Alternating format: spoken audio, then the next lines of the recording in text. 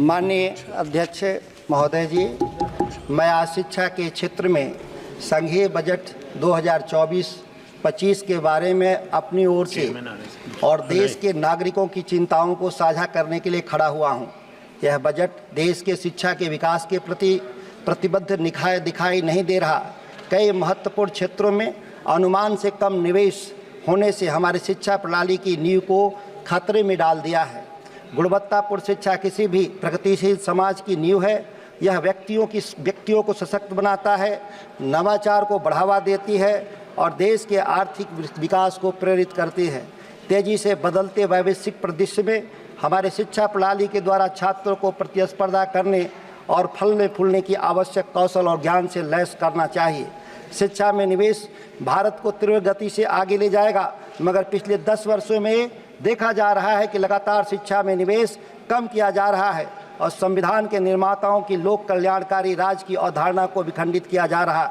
इस कारणवश राज्य अपने दायित्वों से पीछे हट रहा है और युवा त्राहिमाम कर रहा है। यह बजट देश के नागरिकों को बेहतर भविष्य का निर्माण नहीं कर रहा है। यह बजट आज की आवश्यकताओं को पूरा करने में अक्षम है, जैसे कुपोषण, अपर्याप्त बुनियादी ढांचा और डिजिटल विभाजन। इस बजट में कहीं भी इसकी चिंता नहीं की गई है। इस वर्ष केंद्र सरकार द्वारा आवंटित धनराशि का 90% भाग केंद्रीय विश्वविद्यालयों में जा रहा है, जहां देश के 10% से भी कम छात्र पढ़ते हैं। वहीं यूजीसी मानकों पर आधारित राज्य सरकारों के विश्वविद्यालयों में 10% मात्र बजट जा रहा है, जहां पर 90% छात्र शिक्षा ग्रहण करते हैं। यह स्थिति बेहद दुखदपूर्ण है। माननीय अध्यक्ष महोदय, शिक्षा मंत्रालय के लिए कुल आवंटित 1,20,000 करोड़ रुपए हैं। इस धनराशि के बावजूद शिक्षा की बढ़ती आवश्यकताओं और चुनौतियों को पूरा करने के लिए यह धनराशि अपर्याप्त है। 2013-14 के बजट में भारत अपनी जीडीपी का लगभग 4.77% शिक्षा पे खर्च कर रहा था और यह 6% की सिफारशी खर्च की ओर आगे बढ़ रहा था। लेकिन 2014 के बाद जो देश में नई सरकार बनी, बाद से आवंटन लगातार घट रहा है। अब यह मात्र 2.5% रह गया है, जिसमें शिक्षा उपकर भी शामिल है, जो लगभग 65,000 करोड़ है। यदि हम इसे आवंटित राशि से हटा दें तो हमारे पास केवल 55,000 करोड़ बचता है, जो अन्य देशों की तुलना में कुछ भी नहीं। लगभग 2.5% जीडीपी का वर्तमान आवंटन विश्व गुरु बनाने की महत्वाकांक्षा को साकार करने में असफल साबित होगा। अध्यक्ष महोदय, विश्वविद्यालय अनुदान आयोग यूजीसी का बजट 2023-24 में 6409 करोड़ से घटाकर 24-25 में मात्र 2,500 करोड़ हो गया, जो 61% की कमी दर्शाता है। ऐसी कटौती को स्थापित सार्वजनिक संस्थानों को कमजोर करने की रणनीति के रूप में देखा जा सकता है। हम अपने शिक्षा प्रणाली की बुनियादी संरचना को ठीक नहीं कर पाएंगे। इस तरह से कटौती अगर जारी रहा तो इस वर्ष उच्च शिक्षा के लिए आवंटन 2023-24 के संशोधित अनुमानों में 57,244 करोड़ से घटकर 2024-25 में 47,620 करोड़ हो गया, जो पिछले साल के मुकाबले 16.8% की महत्वपूर्ण कमी दर्शाता है। इस देश में सरकार चलाने वाले लोग उच्च शिक्षा के क्षेत्र में निवेश नहीं करना चाहते। माननीय अध्यक्ष महोदय, कठोर कटौती हमारे उच्च शिक्षा संस्थानों के विकास और रखरखाव की कमजोर करती है, जिससे शिक्षा और अनुसंधान की गुणवत्ता प्रभावित होगी। माननीय अध्यक्ष महोदय, स्कूली शिक्षा और साक्षरता के लिए बजट में केवल 1% की मामूली वृद्धि की गई है। बच्चों में कुपोषण और अपर्याप्त स्कूली बुनियादी ढांचे जैसे महत्वपूर्ण मुद्दों को देखते हुए मामूली वृद्धि अपर्याप्त है। पीएम पोषण के बजट के कटौती और बच्चों में कुपोषण के निरंतर मुद्दों के साथ ही समस्या को हल करने के लिए आवंटन को काफ़ी बढ़ाने की आवश्यकता है। आंगनबाड़ी के लिए बजट, जो बाल पोषण और प्रारंभिक शिक्षा के लिए महत्वपूर्ण है, 1.5% कम कर दिया गया है। पीएम पोषण योजना पहले से ही पर्याप्त धनराशि के अभाव में संघर्ष कर रहा है।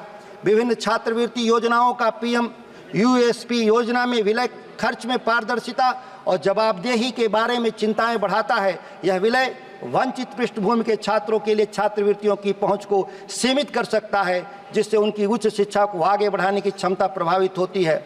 सरकार छात्रों को छात्रवृत्ति छात्रवृत्ति देने की बजाय ऋण लेने के लिए मजबूर कर रही है। हम देख रहे हैं कि वंचित और हाशिए पर के समाज के लिए छात्रवृत्तियों में हाल के समय में बड़े पैमाने पर कटौती किया गया और मजबूरन लोग शिक्षा ऋण की तरफ मुड़ रहे हैं। सरकार यहाँ तक कि देश के प्रसिद्ध उच्च शिक्षण संस्थान जैसे दिल्ली विश्वविद्यालय और जवाहरलाल नेहरू विश्वविद्यालय को भी राष्ट्रीय शिक्षा नीति के तहत गठित हेफा से ऋण लेने पर मजबूर कर रही है और ऋण की अदायगी के लिए ये संस्थान भविष्य में फीस बढ़ाने पर मजबूर हो जाएंगे और देश में शिक्षा, उच्च शिक्षा महंगी होती जाएगी और गरीब लोग जो पढ़ना चाहते हैं उनको उच्च शिक्षा हासिल नहीं हो पाएगा। वैश्विक बाजारों में प्रतिस्पर्धा करने और प्रतिस्पर्धात्मक बनाए रखने के लिए उच्च शिक्षा को एक महत्वपूर्ण पुनर्निर्माण की आवश्यकता है और कम से कम जीडीपी का 6% खर्च करना उच्च आवंटन प्राप्त होना चाहिए। अंतर्राष्ट्रीय उदाहरण सुझाते हैं कि शिक्षा, कौशल विकास और अनुसंधान और विकास में बढ़ा हुआ निवेश समृद्ध देश बनाने में सहयोग करता है। हमें विश्वविद्यालयों में अनुसंधान और विकास के लिए बड़े पैमाने पर बजट आवंटनों के माध्यम से एक महत्वपूर्ण प्रतिबद्धता देखने की जरूरत है। भारत अनुसंधान और विकास में पिछड़ रहा है, जो केवल जीडीपी का 0.7% आवंटन, जबकि चीन 2.64, अमेरिका 3.44 और यहाँ तक कि विश्व औसत भी 2.6 से भी कम भारत खर्च कर रहा है। कृपया समाप्त कीजिए। 1 मिनट अध्यक्ष जी, मैं अपनी बात को समाप्त कर रहा हूँ। मैं केंद्र सरकार से मांग करता हूँ कि मैं बक्सर की उस धरती से आता हूँ जहाँ भगवान राम को ज्ञान प्राप्त हुआ था विश्वामित्र के आश्रम से। वहाँ भगवान राम के ज्ञान भूमि पर उनके गुरु विश्वामित्र के नाम पर एक केंद्रीय विश्वविद्यालय स्थापना करे केंद्र सरकार, जिस तरह से नालंदा और विक्रमशिला में विश्वविद्यालय बनाने का काम किया। एक बात मैं अंतिम इसलिए कहना चाहता हूं, 2015 में प्रधानमंत्री विशेष पैकेज की घोषणा में विक्रमशिला में भागलपुर में विक्रमशिला केंद्रीय विश्वविद्यालय बनाने की घोषणा किया। 2024 आज आ गया, आज तक एक भी पैसे का उसमें आवंटन नहीं होना, यह दुखद है। और जो विशेष पैकेज की जो घोषणा हुई उसमें शिक्षा में कोई भी पैसा निवेश करने का काम नहीं किया। मैं अपनी बात को समाप्त कर। धन्यवाद।